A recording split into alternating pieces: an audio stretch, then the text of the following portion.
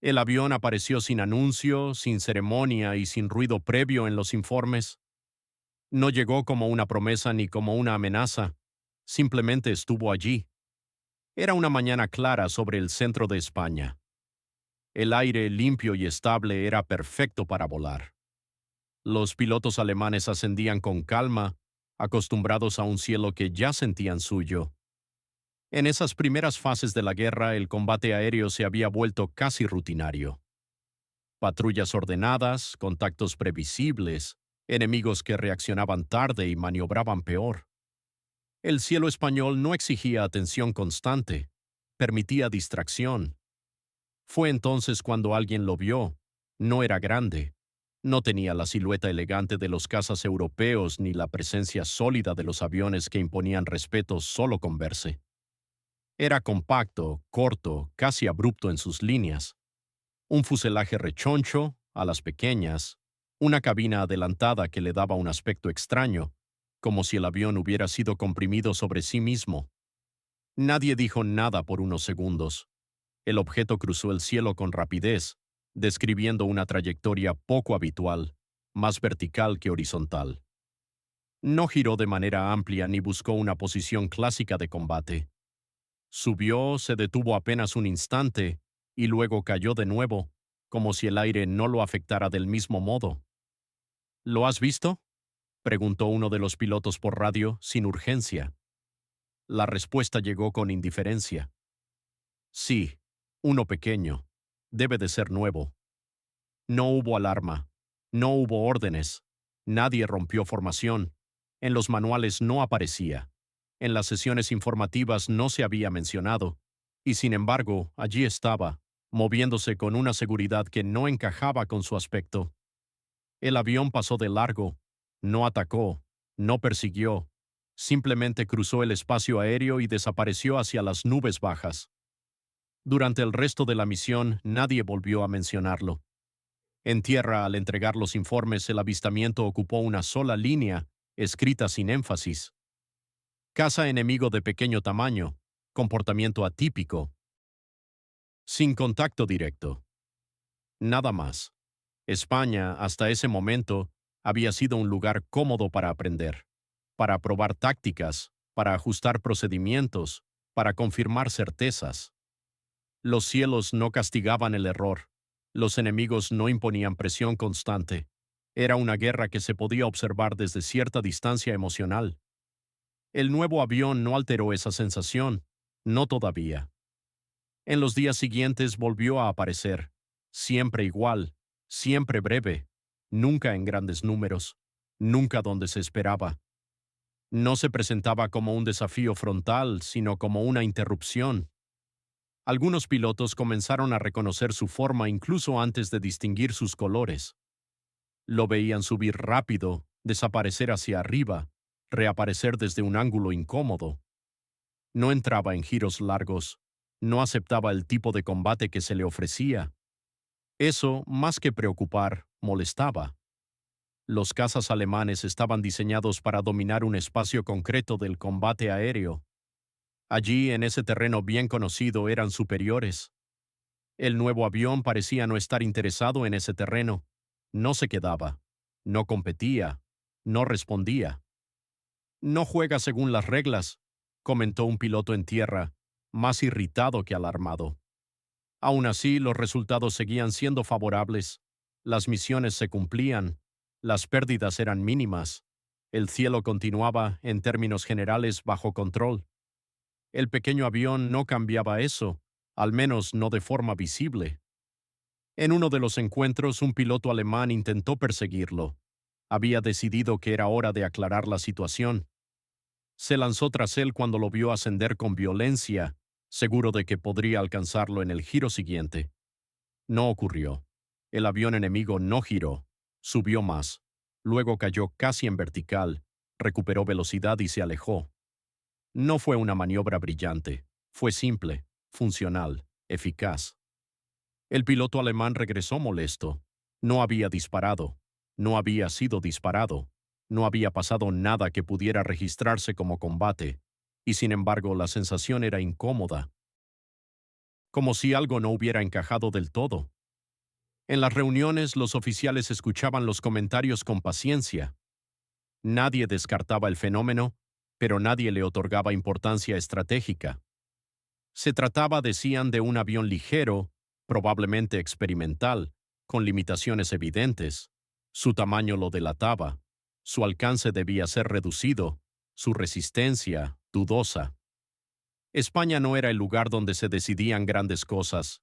Era un ensayo. Los pilotos, sin embargo, empezaron a notar detalles. El avión no se comportaba como los demás. No parecía dudar al entrar o salir de la pelea. No buscaba ventajas clásicas. Aprovechaba el espacio vertical de una forma poco común. Cuando aparecía, alteraba el ritmo. Cuando se iba, dejaba una sensación de interrupción, como una frase cortada a la mitad. No causaba miedo. Todavía no. Causaba curiosidad. En un cielo donde casi todo era predecible, ese pequeño avión introducía una variable nueva, no suficiente para cambiar el resultado de una misión, no suficiente para modificar órdenes, pero sí suficiente para que algunos pilotos empezaran a mencionarlo más de una vez. Siempre aparece cuando no lo esperamos. Siempre se va antes de que podamos fijarlo. No se queda a pelear. Las respuestas seguían siendo las mismas. Aprenderán. Se adaptarán. No durará. España continuaba. Las operaciones se repetían. El control del aire seguía siendo firme. El nuevo avión era una nota al margen, una curiosidad técnica, un detalle que no merecía aún un capítulo propio. Pero ya estaba allí, y aunque nadie lo dijera en voz alta, algo había cambiado imperceptiblemente. El cielo seguía siendo alemán, pero ya no era completamente silencioso. Durante las semanas siguientes el avión siguió apareciendo con la misma discreción con la que había llegado, no en grandes formaciones, no como parte de un ataque organizado, siempre aislado, a veces en parejas, nunca donde los alemanes esperaban encontrar resistencia real. Los informes continuaban siendo tranquilos. En los documentos oficiales el cielo español seguía describiéndose como estable. Las patrullas cumplían sus rutas, los bombardeos se realizaban según lo planeado, los cazas enemigos eran dispersados sin dificultad. La guerra aérea, al menos sobre el papel, no había cambiado. El pequeño caza era mencionado de forma rutinaria, casi mecánica. Avión enemigo ligero. Alta velocidad en ascenso. Contacto breve. Nada que justificara un cambio de doctrina. Los pilotos alemanes habían aprendido a distinguir amenazas reales de molestias pasajeras. España estaba llena de estas últimas: aviones mal mantenidos, pilotos sin experiencia, intentos torpes de intercepción. Todo formaba parte del aprendizaje del enemigo, y este nuevo aparato parecía encajar perfectamente en esa categoría. No impresionaba. En el aire, sin embargo, comenzaban a darse situaciones incómodas, no peligrosas, pero sí irritantes. El pequeño avión no buscaba duelos prolongados. Aparecía, rompía una formación, obligaba a maniobrar, y desaparecía antes de que se pudiera establecer un combate claro. Era como si se negara a participar en la guerra tal y como estaba definida. Un piloto alemán recordó más tarde que la primera vez que lo persiguió sintió que estaba reaccionando tarde, aunque sabía que había actuado correctamente. El avión enemigo ya estaba descendiendo cuando él todavía estaba ajustando su ángulo de ataque. No era una diferencia grande, apenas unos segundos, pero en el aire los segundos se notan. Aún así, no hubo derribos significativos, no hubo pérdidas alarmantes. El balance seguía siendo favorable. Cada día confirmaba la idea central. El control del cielo seguía en manos alemanas. En tierra, los comentarios sobre el nuevo caza se mezclaban con bromas. Algunos lo llamaban el mosquito por su tamaño y su manera de aparecer y desaparecer. Otros lo describían como nervioso, inestable, propio de pilotos inexpertos que compensaban su falta de técnica con maniobras bruscas. Los oficiales no intervenían, no veían motivo. España para ellos seguía siendo un escenario secundario, un lugar donde probar motores, armamento, coordinación. El enemigo no estaba al nivel necesario para obligar a replantear nada. El pequeño avión, por muy extraño que pareciera, no había cambiado los resultados generales. Sin embargo, poco a poco comenzó a aparecer una diferencia en el tono de los informes no oficiales. No en los documentos finales, sino en las conversaciones privadas, en los comentarios al final del día. No se queda. No entra en giro. Siempre sube primero. Eran observaciones sueltas, sin conclusión clara. Nadie las conectaba entre sí. En una misión de escolta, una formación alemana fue interceptada brevemente por dos de estos aviones. No dispararon. Se limitaron a pasar por encima, descender bruscamente y romper la cohesión del grupo. La formación se recompuso sin dificultad. No hubo daños. La misión continuó. Pero el episodio quedó grabado, no por lo que ocurrió, sino por lo que no ocurrió. El enemigo no había cometido errores, no se había expuesto, no había intentado forzar un combate que no le convenía, simplemente había intervenido y se había retirado. Para pilotos acostumbrados a enfrentarse a adversarios que aceptaban el duelo, aquello resultaba desconcertante. Aún así, la sensación dominante seguía siendo de normalidad. No había presión, no había urgencia. Cada día reforzaba la idea de que el tiempo jugaba a favor alemán. El enemigo podía introducir nuevos aviones, pero carecía de la estructura, la experiencia y la disciplina necesarias para convertirlos en una amenaza real. El pequeño caza era visto como una solución improvisada, un intento de compensar inferioridades evidentes. No se le atribuía un diseño pensado a largo plazo. No se analizaba su concepto, solo su forma, y su forma no imponía respeto. En una reunión de pilotos, alguien preguntó si se sabía algo más sobre el avión, de dónde venía, quién lo fabricaba, cuánto sabía. La respuesta fue vaga. Información incompleta. Producción limitada. Nada que preocupara. El tema se cerró rápido. España no exigía atención total. Permitía la rutina. Y la rutina es peligrosa, precisamente porque adormece la capacidad de detectar cambios reales. En el cielo el pequeño avión seguía apareciendo de manera intermitente, cada vez un poco más cerca, cada vez un poco más atrevido. No buscaba gloria ni derribos espectaculares. Su presencia era funcional, casi mecánica. No atacaba al avión, atacaba el ritmo. Los pilotos alemanes no hablaban de miedo, todavía no. Hablaban de incomodidad, de interrupciones, de situaciones que no terminaban de cerrarse. Nada grave, nada definitivo. Es solo cuestión de tiempo, decían. Aprenderemos su patrón. Pero el patrón no se repetía. El avión no hacía lo mismo dos veces seguidas. No porque fuera caótico, sino porque no respondía a las expectativas del combate clásico. Usaba la altura de otra manera. Entraba y salía del espacio aéreo como si no aceptara las fronteras invisibles que los demás respetaban. Aún así, al final de cada jornada los números seguían siendo claros. Las misiones se cumplían. El cielo permanecía bajo control. No había razón para alarmarse. El pequeño avión seguía siendo eso, pequeño, un detalle, una nota al margen en una guerra que parecía ya decidida. Nadie lo decía abiertamente, pero en el fondo todos compartían la misma convicción. Cuando llegara el momento serio, cuando el enemigo intentara de verdad disputar el aire, ese avión no sería suficiente. España seguía enseñando una lección cómoda, y como toda lección cómoda, estaba incompleta. El cielo aún parecía tranquilo, pero empezaba a exigir atención. El cambio no fue inmediato. No hubo un día concreto en el que alguien pudiera señalar el cielo y decir que todo había empezado allí. Fue más bien una acumulación lenta, casi imperceptible, de pequeños fallos que no deberían haber ocurrido. El pequeño avión ya no aparecía solo.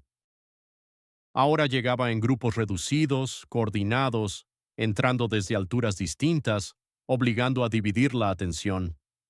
No atacaban con urgencia ni buscaban el derribo inmediato. Forzaban maniobras, rompían formaciones, empujaban a los cazas alemanes a posiciones incómodas, donde la ventaja técnica dejaba de ser automática. Los pilotos empezaron a notar algo inquietante. Cuando el combate se desplazaba hacia la vertical, las reglas cambiaban. El avión enemigo subía más rápido de lo esperado. No mejor, no de forma espectacular, pero lo suficiente como para llegar antes. Y cuando descendía lo hacía con una violencia controlada, aprovechando la gravedad como parte integral de su táctica. No era improvisación, era intención.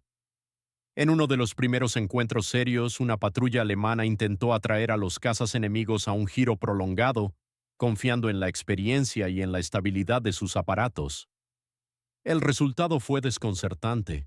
Los pequeños aviones no aceptaron el giro, subieron, esperaron, y volvieron a caer desde arriba, obligando a romper la maniobra defensiva. No hubo derribos en ese encuentro, pero tampoco hubo control. Por primera vez, los pilotos alemanes regresaron sin la sensación de haber dominado la situación. No habían perdido, pero tampoco habían ganado. Y en el aire, esa diferencia importa. Los informes empezaron a cambiar de tono, no en el contenido técnico, sino en el lenguaje. Aparecieron palabras nuevas, difícil de fijar. Entrada rápida. Ventaja inicial del enemigo. Nada de eso era habitual. Eran frases que indicaban fricción, resistencia, algo que no encajaba en el esquema previsto. El pequeño avión ya no era una curiosidad. Tampoco era todavía una amenaza declarada. Se había convertido en un factor. La reacción inicial fue lógica. Más análisis, más atención, más intentos de anticipar su comportamiento. Se revisaron trayectorias, se compararon testimonios, se intentó encontrar un patrón claro, pero el patrón seguía siendo esquivo. No porque fuera caótico, sino porque estaba diseñado para no repetirse de forma predecible. En el aire, los pilotos enemigos parecían tener una disciplina distinta. No buscaban prolongar el combate, no perseguían más allá de lo necesario. Entraban, ejecutaban una acción concreta y se retiraban. Cada maniobra tenía un propósito limitado y claro. Eso contrastaba con la forma tradicional de combatir, donde el enfrentamiento se extendía hasta que uno de los dos caía o escapaba claramente. Aquí no había cierre. El combate quedaba inconcluso, suspendido en el aire, y esa falta de cierre empezaba a desgastar. En una misión de intercepción sobre terreno montañoso, un caza alemán fue alcanzado brevemente durante una pasada rápida desde arriba. No fue un impacto grave.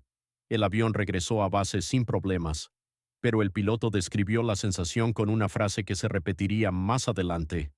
No lo vi venir. No era una confesión de error. Era una constatación. El enemigo no estaba donde debía estar según la doctrina conocida. Aparecía desde ángulos que no se cubrían de forma natural. Aprovechaba alturas que antes se consideraban secundarias. El combate ya no se desarrollaba en un plano, sino en un volumen. Eso exigía atención constante. Con el aumento de estos encuentros comenzaron a producirse las primeras pérdidas que no podían atribuirse fácilmente a fallos individuales. Un avión derribado tras una entrada vertical, otro alcanzado durante una maniobra de recuperación. Nada espectacular, nada heroico, simplemente aviones que no regresaban. Cada pérdida, por sí sola, era explicable. En conjunto empezaban a formar una tendencia. Los oficiales superiores seguían sin ver un problema estructural. España seguía sin ser el frente decisivo. Los recursos eran suficientes. Las cifras globales seguían favoreciendo a Alemania. Pero algo había cambiado en la experiencia diaria de los pilotos. El cielo ya no era un espacio cómodo. El pequeño avión ahora obligaba a mirar hacia arriba con más frecuencia, a revisar instrumentos con mayor rapidez, a pensar dos veces antes de entrar en una maniobra prolongada. No imponía miedo, pero sí atención, y la atención constante cansa.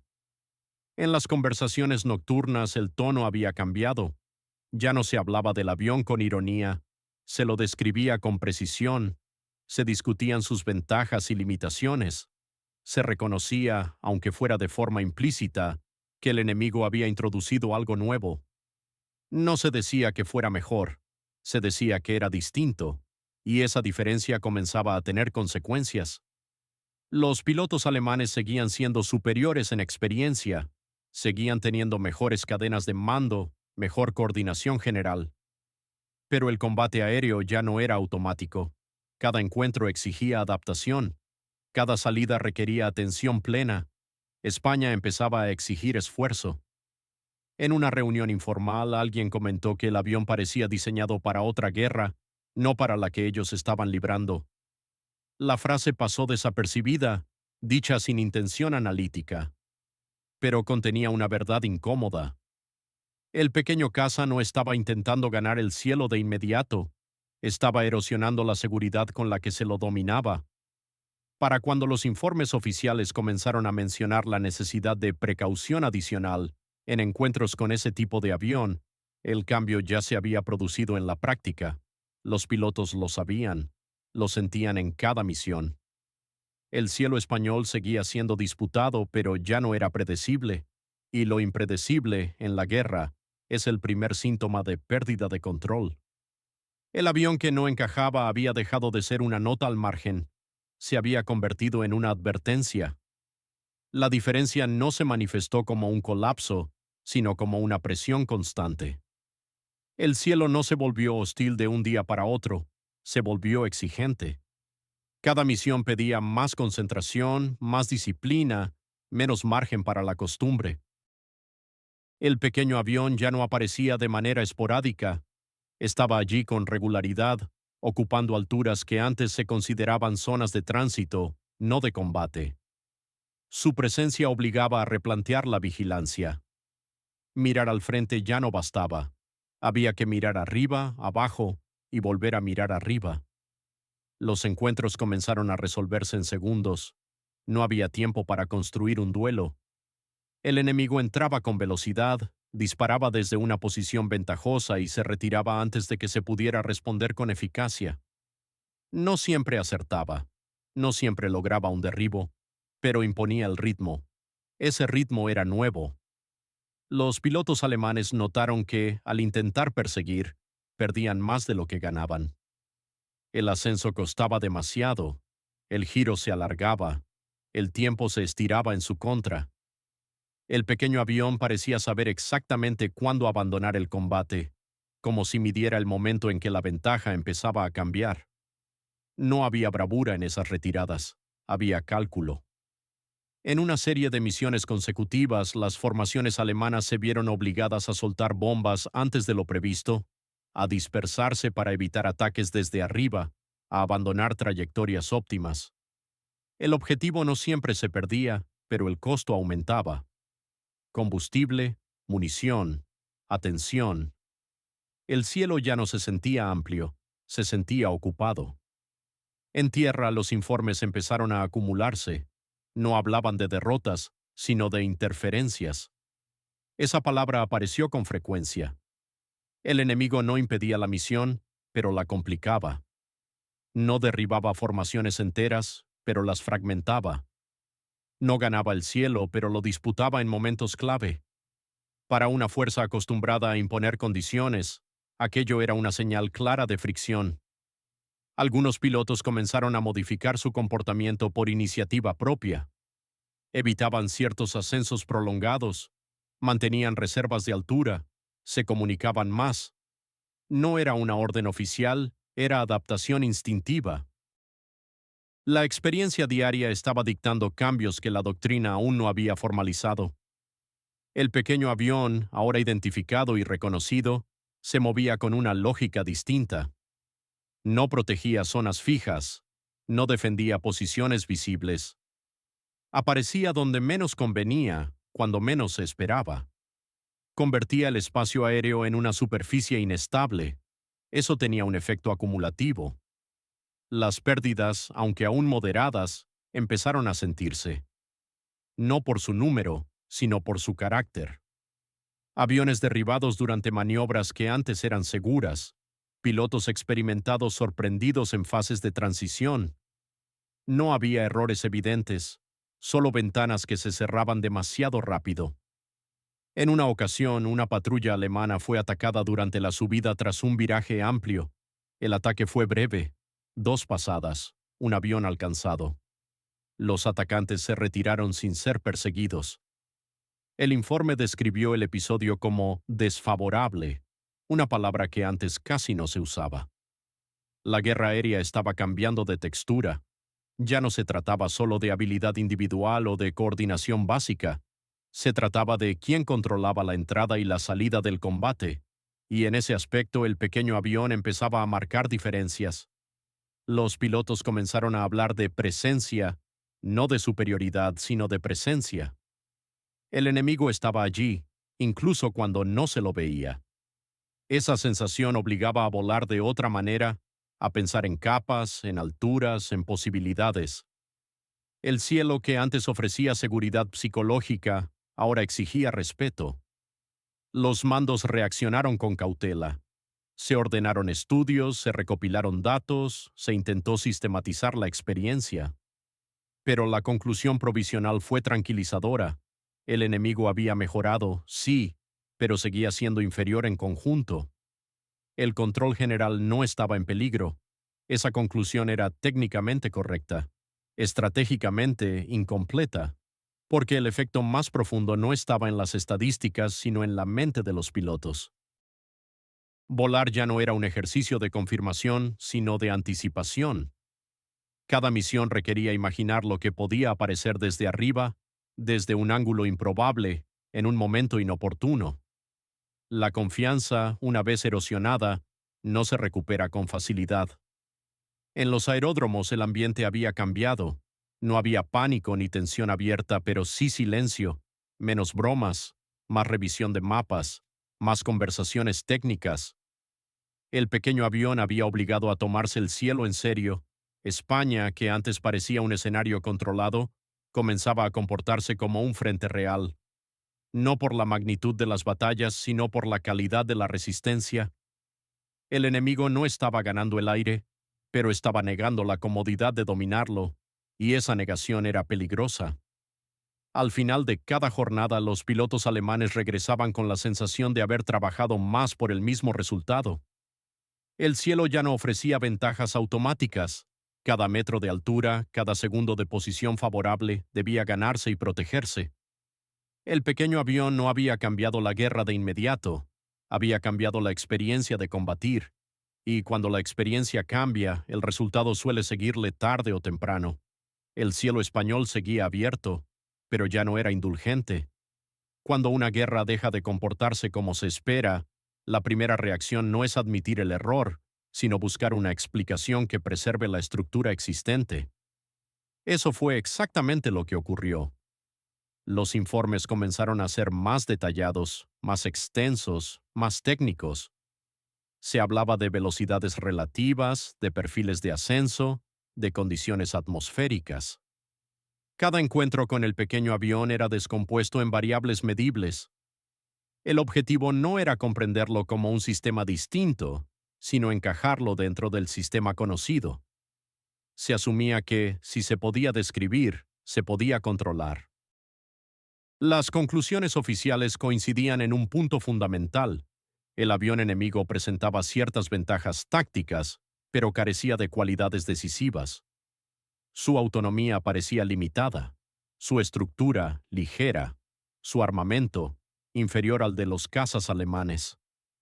Todo indicaba que su efectividad dependía de circunstancias específicas y no de una superioridad real. Esa interpretación tranquilizaba. En las reuniones de mando se repetía una idea central: la situación estaba contenida.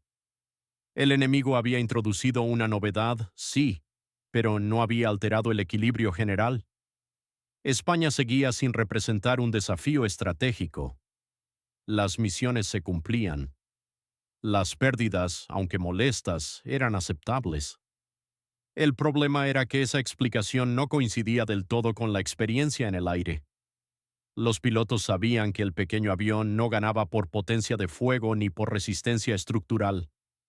Ganaba por oportunidad, por aparecer en el momento justo, por elegir cuándo entrar y cuándo salir, por obligar a combatir en condiciones que no favorecían la respuesta inmediata. Eso no se reflejaba bien en las tablas. Para reducir la disonancia se empezó a hablar de factores externos. Se mencionó el terreno, la meteorología, la supuesta falta de disciplina de los pilotos enemigos, que los llevaba a asumir riesgos innecesarios. Se interpretaron los encuentros más problemáticos como episodios aislados, no como señales de una tendencia. Cada pérdida tenía su explicación, cada dificultad su contexto. Nada apuntaba oficialmente a un fallo de concepto. En paralelo se introdujeron ajustes menores. Se recomendaron altitudes de patrulla ligeramente distintas. Se insistió en mantener reservas de energía. Se reforzó la vigilancia vertical. Todo parecía una evolución natural, no una reacción a una amenaza emergente. El pequeño avión, mientras tanto, seguía haciendo lo mismo. No buscaba imponerse, no intentaba controlar grandes espacios, no se dejaba arrastrar a enfrentamientos prolongados. Su presencia era selectiva, precisa, casi quirúrgica. Aparecía donde podía obtener un efecto desproporcionado y se retiraba antes de que la respuesta se organizara. Ese comportamiento desconcertaba, pero no era fácil de convertir en una acusación doctrinal. No había un error evidente que corregir. No había una derrota clara que justificar una revisión profunda. Así, la interpretación dominante se mantuvo. España fue declarada, en términos prácticos, un éxito. La aviación alemana había cumplido su papel, había apoyado operaciones terrestres, había impuesto presión, había ganado experiencia. El pequeño avión enemigo era una nota técnica, una observación interesante para futuros desarrollos, no una advertencia estratégica. Ese juicio quedó registrado. Cuando los oficiales regresaron a Alemania, llevaron consigo la convicción de haber entendido lo ocurrido. Habían visto un avión nuevo, habían aprendido a enfrentarlo, habían confirmado su propia superioridad general. Nada indicaba que se hubiera perdido una oportunidad de aprendizaje más profunda. El problema de las explicaciones tranquilizadoras es que suelen cerrar preguntas en lugar de abrirlas. El pequeño avión había mostrado que el combate aéreo podía librarse de otra manera, no con más potencia, sino con otro uso del espacio y del tiempo. Pero esa lección no encajaba bien en una doctrina que se sentía ya madura. Aceptar que el enemigo había anticipado una forma distinta de combatir habría implicado admitir que el marco conceptual necesitaba revisión. Y en España, con resultados globales favorables, no había incentivos para hacerlo. Así la historia quedó ordenada de forma conveniente. El avión enemigo fue clasificado, descrito y archivado. Su impacto fue minimizado. Su efecto psicológico ignorado. Lo que no se podía medir con claridad no se consideró decisivo. España cerró su capítulo. La guerra parecía haber confirmado lo que muchos ya creían antes de llegar, que la aviación alemana estaba preparada, que su doctrina era sólida, que los desafíos futuros serían extensiones de lo ya conocido. El pequeño avión desapareció de los informes con la misma discreción con la que había llegado. No dejó una marca visible en las conclusiones finales, no alteró planes, no provocó reformas inmediatas. Pero había dejado algo más difícil de registrar. Había demostrado que el cielo podía perderse sin ser conquistado, que la superioridad podía erosionarse sin una batalla decisiva, que la adaptación lenta podía ser más peligrosa que la derrota rápida. Esa idea no fue aceptada, fue descartada. Y cuando una advertencia se descarta, no deja de existir. Solo espera otro escenario para manifestarse de nuevo. España había ofrecido una lección. La explicación oficial había decidido no aprenderla.